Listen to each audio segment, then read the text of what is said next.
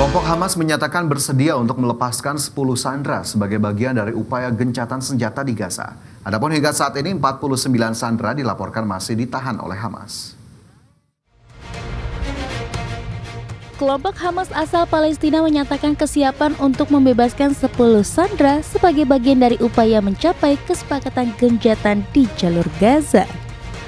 Pernyataan tersebut mengemuka setelah berlangsungnya perundingan antara perwakilan Hamas dengan perwakilan Israel yang dimediasi oleh Qatar dan didukung Amerika Serikat. Pernyataan Hamas tersebut juga mengemuka usai Presiden Amerika Serikat Donald Trump bertemu Perdana Menteri Israel Benjamin Netanyahu di Washington, Amerika Serikat. Hamas menyatakan bahwa pembebasan sandera merupakan bagian dari skema pertukaran kemanusiaan dalam rangka mencapai kesepakatan penghentian sementara pertempuran di Gaza.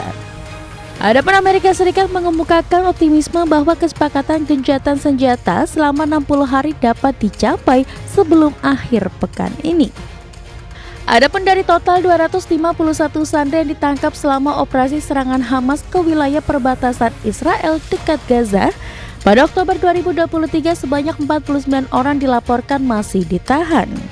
Militer Israel menyebut bahwa dari jumlah tersebut sedikitnya 27 telah dinyatakan tewas. Dalam pernyataan resminya, Hamas menegaskan bahwa sejumlah hambatan utama masih menjadi penghalang dalam perundingan damai. Di antaranya adalah tuntutan untuk memastikan aliran bantuan kemanusiaan tanpa hambatan ke Gaza, penarikan penuh pasukan militer Israel dari wilayah Gaza, serta jaminan nyata menuju perdamaian yang permanen. Berbagai sumber, IDX Channel. Pemirsa, Presiden Brazil Luiz Inácio Lula da Silva mengecam tarif 50% dari Presiden Amerika Serikat Donald Trump terhadap barang-barang Brazil. Pemerintah Brazil siap membalas dengan tarif serupa berdasarkan dengan hukum timbal balik. Presiden Brazil Luiz Inácio Lula da Silva mengecam tarif 50% dari Presiden Amerika Serikat Donald Trump terhadap barang-barang Brazil. Lula menyatakan bahwa Brazil tidak akan diam terhadap tindakan sepihak dari Amerika Serikat.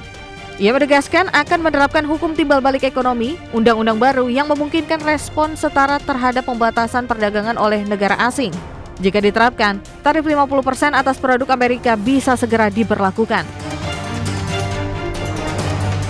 Dalam pernyataannya, Lula juga menuduh Trump berusaha ikut campur dalam proses peradilan Brazil.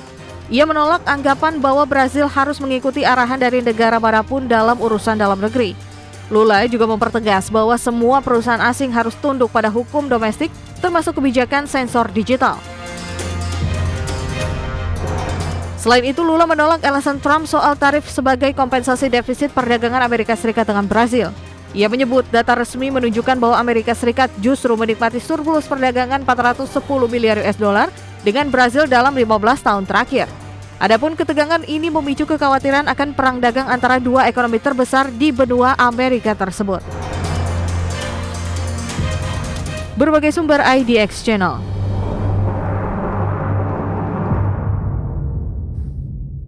Permintaan listrik dari pusat data AI di Amerika Serikat meningkat drastis dalam beberapa tahun terakhir. Lonjakan ini menimbulkan tekanan ekstrim terhadap sistem kelistrikan nasional. Menurut studi terkini, AI dapat bertanggung jawab terhadap krisis energi mendatang melalui kebutuhan daya yang sangat besar. Permintaan listrik dari pusat data AI di Amerika Serikat meningkat drastis dalam beberapa tahun terakhir. Beroperasi non-stop, pusat data AI menghilangkan perbedaan antara jam puncak dan lembah konsumsi energi. Di wilayah seperti Virginia Utara yang menjadi pusat data terbesar dunia, permintaan listrik dari segmen ini hampir menutupi seluruh kapasitas jaringan lokal. Kondisi ini meningkatkan risiko pemadaman lokal dan gangguan aliran listrik. Analisis dari Jack Camp Foundation memperkirakan bahwa ketidakseimbangan pasokan dan permintaan akan menyebabkan kenaikan tagihan listrik hingga 70% untuk konsumen dan pelaku usaha kecil pada 2029. Beban besar dari pusat data AI kemungkinan besar ditransfer langsung ke pelanggan akhir melalui tarif yang lebih tinggi. Penyedia listrik terbesar meningkatkan anggaran modal 2 kali lipat untuk memperkuat infrastruktur jaringan dan pasokan tenaga. Namun investasi ini belum sebanding dengan kecepatan pertumbuhan konsumsi AI, sehingga pemadaman bergilir menjadi ancaman nyata bila tidak segera diatasi.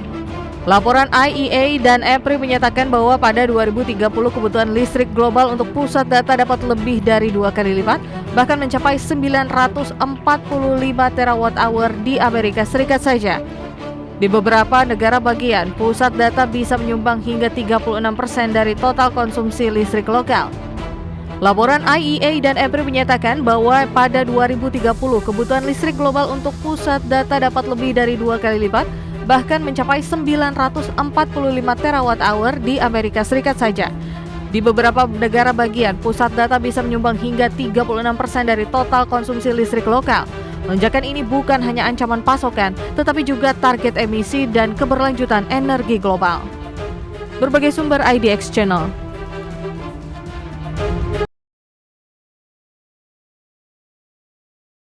Pemirsa, terima kasih Anda masih bersama kami.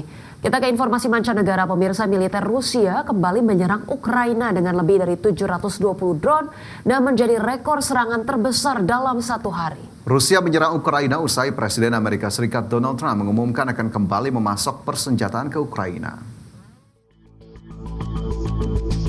Militer Rusia kembali meluncurkan serangan udara ke wilayah Ukraina pada Rabu dini hari kemarin dengan menembakkan lebih dari 700 drone serta 13 peluru kendali. Serangan tersebut menjadi yang terbesar sejak invasi Rusia pertama kali dilakukan pada 2022. Angkatan Udara Ukraina menyebut sistem pertahanan Ukraina telah berhasil menembak jatuh 711 drone Rusia dan menghancurkan sedikitnya 7 unit rudal. Serangan Rusia ini pun melampaui rekor serangan yang dicapai sebelumnya, yakni 550 drone dan rudal dalam satu kali serangan. Presiden Ukraina Volodymyr Zelensky menyebut, serangan ini terjadi pada saat negara-negara di dunia tengah mendorong tercapainya gencatan senjata antara Rusia dan Ukraina. Ia pun kembali mendesak sanksi yang lebih keras terhadap sumber pendanaan perang Rusia, termasuk negara-negara yang masih membeli minyak dari Moskow. Rusia menyerang Ukraina hanya beberapa saat setelah Presiden Amerika Serikat Donald Trump menyatakan akan mengirimkan kembali persenjataan ke Ukraina.